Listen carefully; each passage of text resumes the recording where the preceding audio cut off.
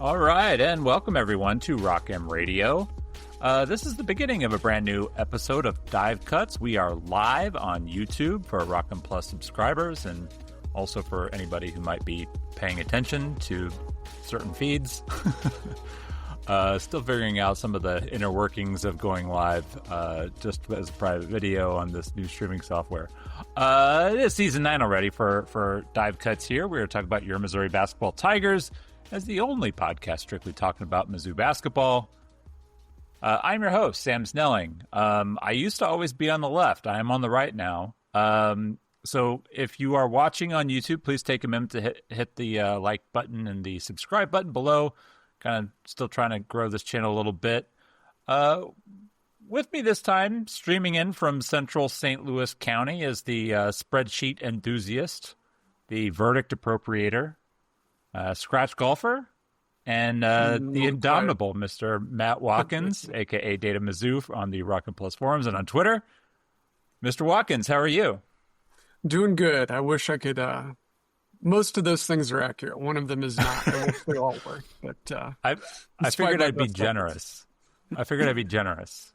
We can let the people know that, but in reality, we really know. So the fun thing is, and maybe we need to look at our sort of broadcasting schedule. Throughout the year, we do try to kind of hit every couple weeks. It's been about 2.5 weeks since we last recorded. Last week just kind of got jumbled with, before the box score was kind of spinning up and all that kind of stuff. So we decided that we'd just sort of slot ourselves back into this Monday spot, which has kind of been comfortable, for Dive Cuts for several years now. So we're going to try to be consistent. However, this is also like the last couple weeks, there's like nothing going on.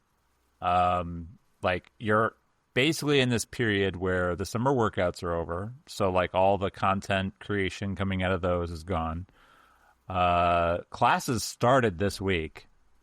So like we haven't even had players on campus really for most of the month of August. And so really like nothing happening.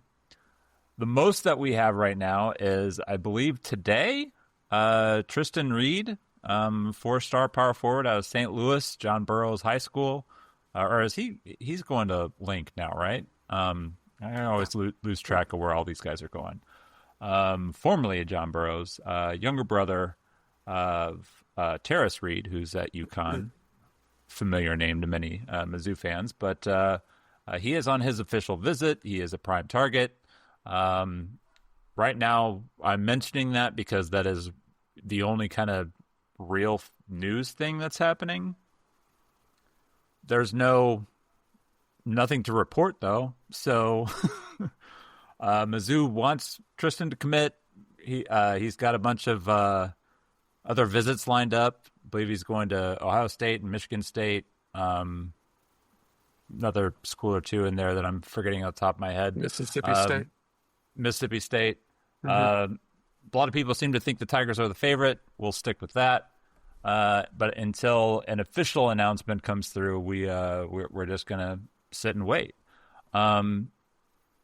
Although, Watkins, you admittedly are not the biggest recruiting guru on staff. I think we can both attribute that to Matt Harris. Matt Harris would not have missed a beat on all of the visit locations, unlike yours truly.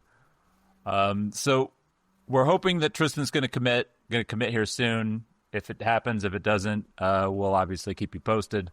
So what Watkins and I are going to do is we're going to talk about the roster, because we are going through our preseason planning, I guess. Not a whole lot of writing going on. You have been doing some preview recording so far, if I remember correctly. And so some of those things are kind of planned to be coming out soon. The other side of this is we worked through a lot of projections. Last year we kind of started this process of really kind of doing deep dives on not just Missouri, but going through and trying to see what we could cobble together as far as projections for the rest of the SEC. And I like how things kind of turned out. I think we got a lot of things. I mean, not 100% accurate, but when you kind of look back at it, overall, we did really well. And so I figure we kind of do the same thing and talk about some notable SEC rosters. Mainly talk about kind of like what Missouri's got going on here this year. Their online roster has been posted. We have heights and weights and all that kinds of stuff. Trent Burns listed at 7'5", 260 pounds. As far as the projections go, you're like a lot of us are probably more bullish on Missouri, than we're guessing. At least a lot of the a lot of the preseason prognostications that have come out so far seem to be on the Tigers, at least so far. Yeah, I think so. And, at least speaking for myself, a big reason for that is during the downtime of the offseason, I went back and looked at the last 3 years of SEC data. Every player, every team, where they had been, where they came from, how they did, everything. And one thing I really honed in on that, we've talked so much about Mizzou having this success developing players, retaining players, and the guys who come back are better than they were the year before. I really wanted to go and look through it from a league-wide perspective, and it's true. I mean, Mizzou is better than the league average at retaining players and developing them, having that second-year jump that we talk about, but it's present across the league. And when you look at returning players, they improve at a greater rate than transfers do their first year when they come in. So, when you look at the rosters, not just Mizzou, but across the league, how many players are coming back is important because you're going to get higher returns out of those than you previously had versus, say, a senior transfer who came in from Towson or wherever. They don't improve or excel as much compared to what they had done previously. So, when you look league-wide at the rosters, who's coming back, how many guys are coming back, those are important things. Like, to use an example of Alabama, I didn't like their roster at all 2 or 3 months ago, but then LeBaron Fallon announces he's coming back, and I ran the numbers on him, and he took them from what I consider a bottom level SEC roster to very competitive just because of him. And it's not only because he's talented, but because he's a talented freshman who's going to be becoming a sophomore. And those guys usually improve at pretty high rates. So when you look at Mizzou, for example, you've got Anthony Robinson coming back. You've got Mark Mitchell coming back. I wouldn't expect a huge jump from Anthony Robinson because you usually see that from year 1 to year 2. Mark Mitchell, on the other hand, might see a bigger bump. And then you've, of course, got the 3 freshmen returning who I think the staff and we here at Rock M are expecting a bit of a jump from them as well. But a guy like Jacob Cruz, Trent Pierce, having all of these guys back, I think in today's day of media and looking at transfers, immediate impact guys, I think those guys kind of get overlooked. That's not to say that just because you have returning players, you'll be good. But I think the teams that are built mostly on returning players, even if they're good, not great, are going to outpace expectation more than, say, a team like Texas A&M, who brought in a whole new roster of pretty talented transfers who are all going to be playing together for the first time. So, when you see folks or media, whoever, saying, oh, A&M and Mizzou could be fighting it out in the middle of the pack, they very well may be right. But when you look at how those rosters are built, I give the edge to a team like Mizzou. And we've seen that year in, year out. Teams who bring back a lot of good players are typically going to finish higher versus expectations than those that are built with freshmen or transfers. So I think that's a good basic explanation for why we're higher on Mizzou than others. But, until the ball gets tipped, it's all conjecture. But there's a pretty strong historical basis for it. Yeah, there seems to be, sort of this prevailing line of thinking through a lot of national media types that uh, that you can basically every season you can go in and you can flip your roster and you can still be successful. Um, and I do think that there needs to be a lot of caution with that. One, because the portal can be sort of hit and miss. It can be expensive. And if you're trying to turn over an entirely new roster, you're still going to have to, invest different levels on players that maybe you wouldn't have to, contribute as much to guys who are coming back. And I think you look at last year's Missouri roster as a good example. Before the season, everybody and their brother thought Tony Perkins was a guy who was probably going to lead the team in scoring, going to be the starting point guard. Nobody really saw that, Anthony Robinson was going to be a guy who was going to take that big of a step forward. And not saying that like every guy who comes back for another season is going to be the next Ant Robinson.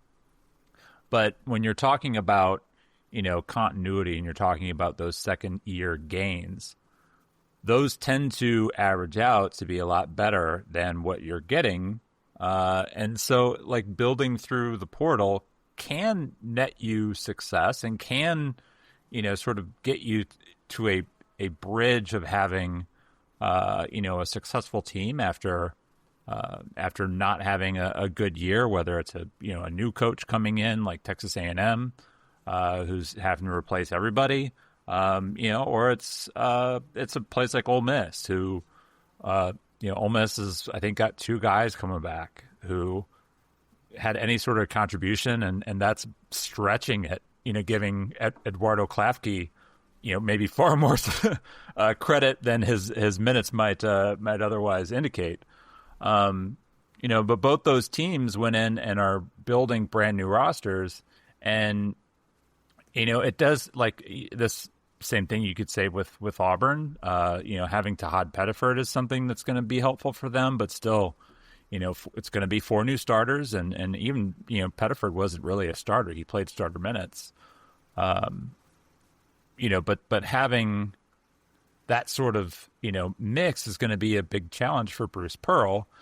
Everyone credits Bruce Pearl for being a really good basketball coach, so they're going to have Auburn probably top 5 in the league at least.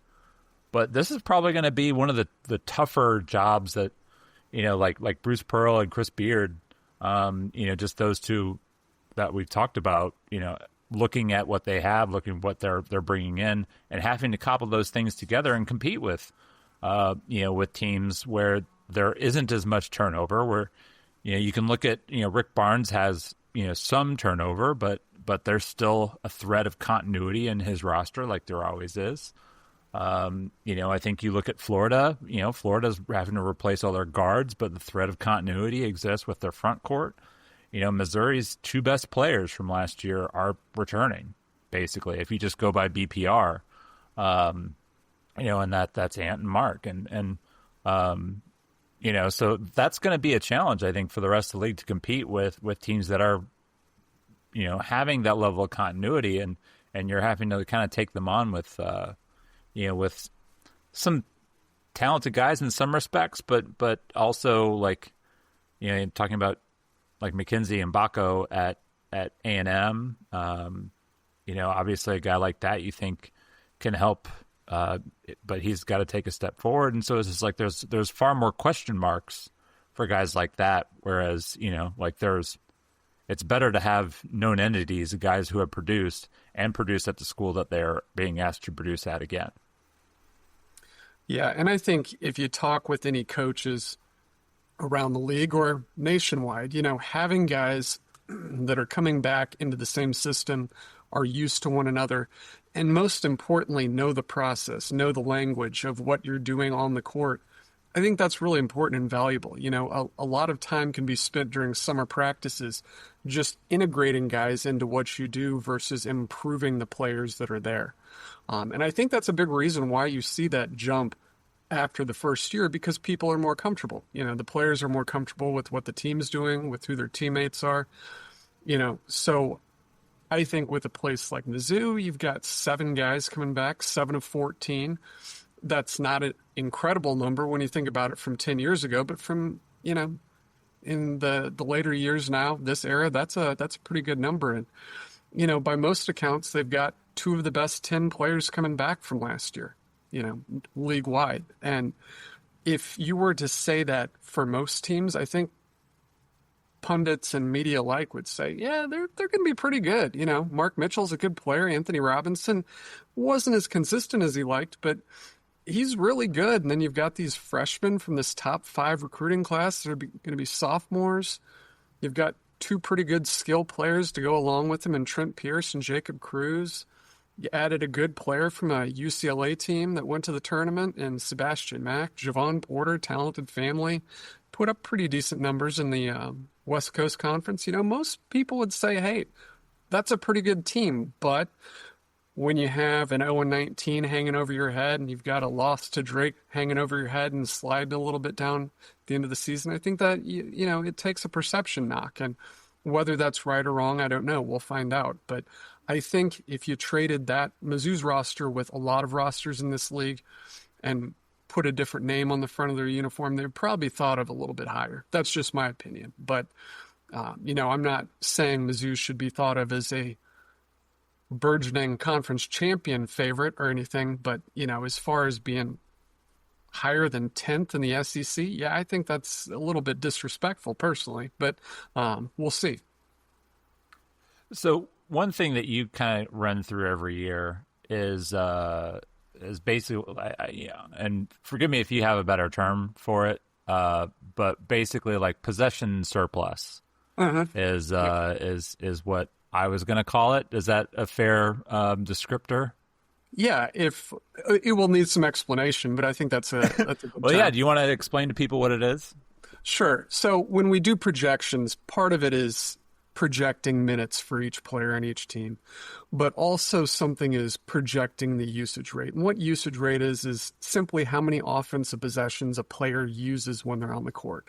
A possession or a usage rate of 25% plus, meaning when you're on the court, 25% of the possessions flow through you, which is higher than average. That's a pretty high amount.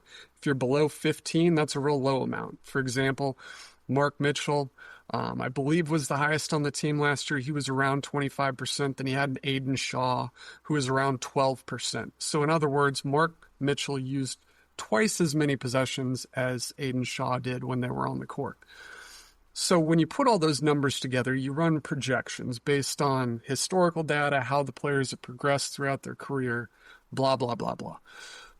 I come up with a number to project where they should land. And it's not team context dependent, it's player dependent. And what surplus, usage surplus, possession surplus is teams that have accumulated the highest projected amount of possessions versus the lowest. And that's what surplus is. Because usage, like minutes, you only have so many possessions to go around. It's going to add up to 100% with the guys on the floor. That's just math. Right. There's no way around it. But when you project it out based on a player individually, you can go higher than that because they're looking at it in an individual context versus a player or a team context. So the team with the highest amount of surplus, possession surplus, is the team that has accumulated the most individual usage rate size. I don't know if that's a great explanation, but it's my explanation. So yeah. So essentially, like what it is all everybody's possessions. If you combine them, like in the perfect world, obviously, like it's when they actually play the games, it ends up being 100%. But if you have a surplus, that means that you essentially have guys who are used to using the ball at a higher rate than they're going to be asked to do on the team that they're on. So right. Having a surplus, not always, but what it can mean is that you're asking higher usage players to scale back And when you're doing that, ideally those players are taking more efficient shots. Right. So, as an example, Sebastian Mack, I don't have his usage rate in front of me. Do you know it off the top of your head? It was the same as Mark Mitchell's, I believe, 24.7 a year ago. Okay, so roughly 25% usage rate at UCLA. Some of those shots that he took were mid-range, floaty type stuff. Some of them were off the dribble, threes. Those are lower percentage shots for pretty much everybody.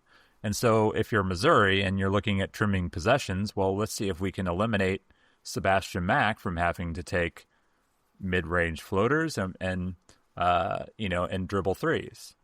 And so like that's just one example of one player, but essentially having a surplus means you're spending your time trimming people back, Right. instead of what Missouri was doing, a couple of years ago. And you kind of brought up before the season a couple of years ago that the concern with Missouri's roster when they went 0-19 was that they fell short of 100%. So you're in essence asking lower usage players to increase their usage, Right. and asking, and we've heard it plenty on broadcast, asking Nick Honor to be more aggressive and drive the ball. Not something he was particularly good at. Right. And You know, you used the Nick Honor example, sorry to jump in. He is the exact example I would use of asking someone to do more than they're capable of or more than they're efficient at. When he was, I guess, a senior, but his first year at Mizzou, I think his usage rate was something like 14, 15%. He was yeah, taking open three-pointers, clutch three-pointers, don't get me wrong, but it was all within the flow of the offense. He was taking his shots. But then fast forward to the year when they went winless in conference, you lose John Tonje, you lose Caleb Grill. Guys are having to take more shots. So what did we see? We saw Nick Honor forcing shots in the lane because someone has to shoot, and if you've got a team full of players who are being asked to do more than they're capable of, someone has to do it. And whether it was him or whether it was someone else, it was going to happen. And Nick Honor's efficiency plummeted. His value plummeted because he had to do more. And that's the give and take of this surplus. When you have a high surplus, a lot of usage, as you said, you can take those shots out of a player's game that aren't great. When you've got a low surplus or a negative surplus, you've got to add shots to a player's game that aren't necessarily the best. And that's probably what I should have let off with, and is my explanation. But here we are. well, yeah. I mean, and no, nobody's going to be surprised to learn that the more usage players have, the less efficient they tend to be. And that goes across the board. Like even a super high usage, excellent NBA guard, if they're at 28, 29%, and their efficiency is, we'll just say like 1.2 points per possession. If you ask them to go to like 40%, their efficiency is going to drop. Now, it still might be very good, but not as, when they're at their peak. And so like the curve always just kind of starts here and then makes a jump right to where their efficiency point is. And then, it starts the long, slow slide, the more possessions that they get. So of the numbers that you've sort of, been able to crunch so far, who do you think is going to take the biggest hit to their usage rate on this roster? For Mizzou, for a player to be reduced, Yes. I think that's probably going to be Javon Porter. What was Coming over. Javon's usage rate at I believe it was 24, LMU? 24 and some change. And I have him more as a 20% player now, which is still very respectable. But, I think he is the type of player and that profile of type of player that's moving from a very quality mid-major league up to a high major league. They usually see a 3-4% reduction when they're at 24%, which brings it right down to 20. And I think that would fit in well with what Mizzou's wanting to do with him. which is not pump a lot of possessions through him, but use him more as just like, and off ball. Hopefully, he can some corner threes and those sorts of things. I mean, and they are having to replace a good amount of possessions because Tamar Bates and Perkins and Caleb Grill took a lot of shots last year. Um, there isn't a lot of background for what you're going to be able to get from some of the freshmen. Is there any one of those guys? I'm assuming it's going to be either Tio Barrett or Honor Boateng, who maybe stand out a little bit as guys who could see the biggest jump. Yeah, that's a good question. I think in terms of offense, that's really tough. But I almost see Honor Boateng as potentially being, I don't want to say a breakout offensive player, just being good enough, I think would be a boon for Mizzou this year. But his position, I think, is what's going to allow him to do that. Because when you look at Tio Barrett, I think we saw him kind of morph into more of a point guard last year. And I think that's kind of what they see him as now versus a combo guard, which at 6'4", that's very good. But his passing ability, his defensive ability, his shooting ability has not really been there. And I wasn't real impressed with Honor Boateng's shooting ability last year either, but I think he has more ways to score playing on the wing than Tio Barrett has ways to score playing the point. Yeah, I kind of agree with that. I mean, essentially, Boateng, if you're setting him up to be kind of like the ideal guy for what they're looking for is a lot more kind of catch and shoot opportunities. And if your shot isn't there up the catch, you're looking to hammer the ball to the rim, and certainly he's a guy that kind of fits that profile. Have you worked out all of your projections for the entire roster at this point? I have, and they will be included player by player in the player previews that will be dropping. I believe we're starting those in September. Each is a 15 I've got to 20 minute. September 22nd as the start of the non-con previews, which will run. I used to start those in August and just sort of run them, I think, weekly. And I decided to just sort of hold off and we'll just turn the content hose on. All right. September 22nd, I think, is when everything starts for those previews, and then they'll basically transition right from non-con previews right into the SEC conference previews, which will all kind of be the same thing. And you and I are working together on trying to get some of these projections.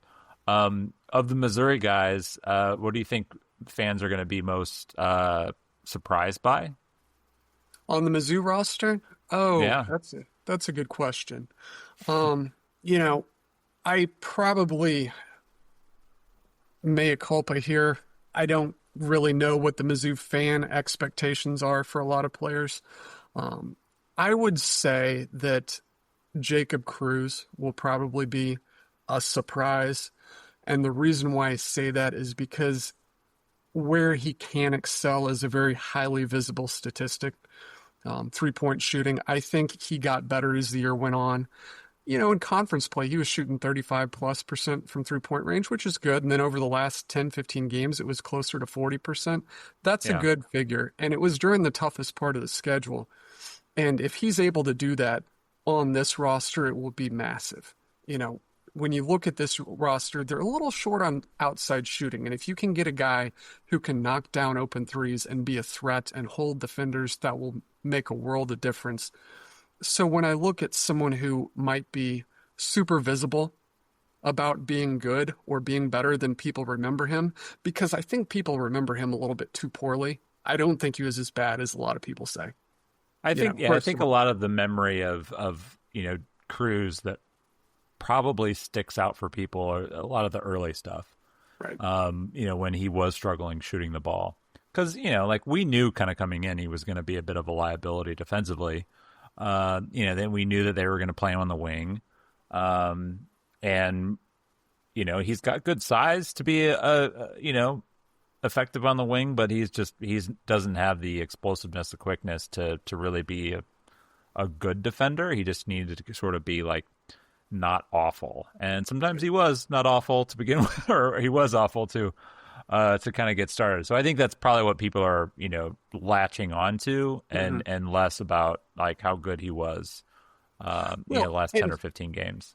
Right. And you can look at a guy like Caleb Grill as a good example. He struggled to shoot the ball in 23-24 before he got hurt. And he kind of struggled out of the gate and then caught fire. Then got injured, came back, worked his way and caught fire again. And he was ice cold the last month or so of the season.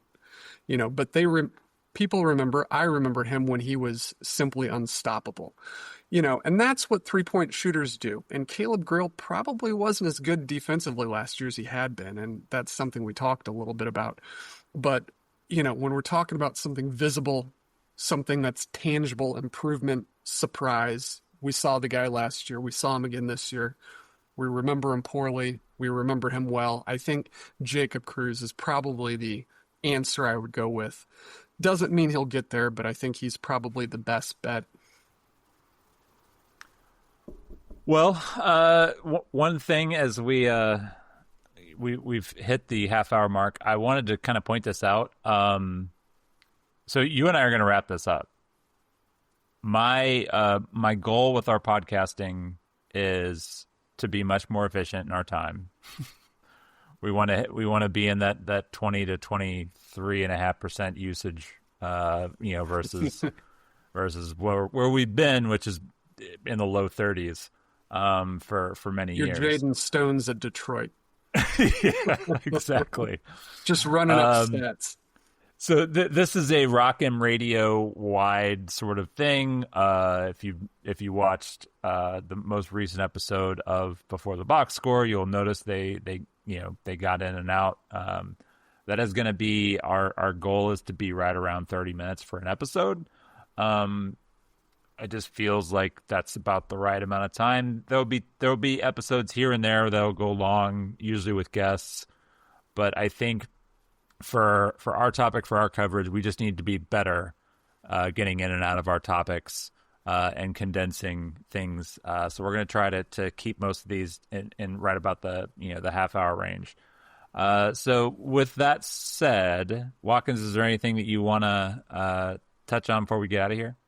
Nope. As I was getting into it a little bit there, player previews are coming out. They're going to be a new format this year, all video. It's going to be my ugly face along with some great video.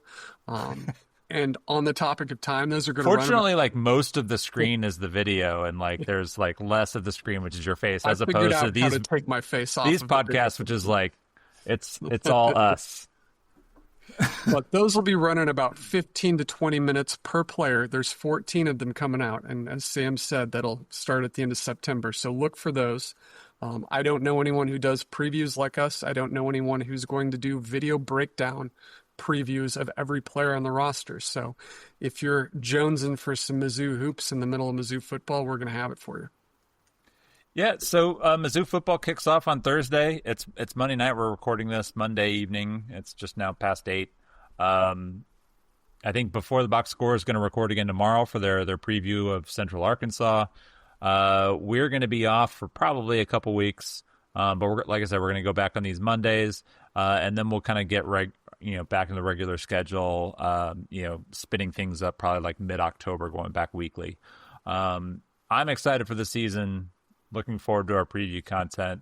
If you want to hit us up in the forums with questions, if you want to, you're on Twitter at DataMizzou. You can tweet at RockMNation. I'm also on Blue Sky, mostly at rockm.plus. If you're looking to hit us up there. And True, our new football writer for Rock'em Plus, is doing a good job. He is manning the Instagram account. And he's also, I think, chipping in with you on the Rock'em Plus Twitter account. So check us out there. And if you have questions, whatever you want us to, talk about things in the coming weeks, we will do our best. So thanks everybody for tuning in. We'll be back in a couple weeks. And until then, take care. Bye-bye.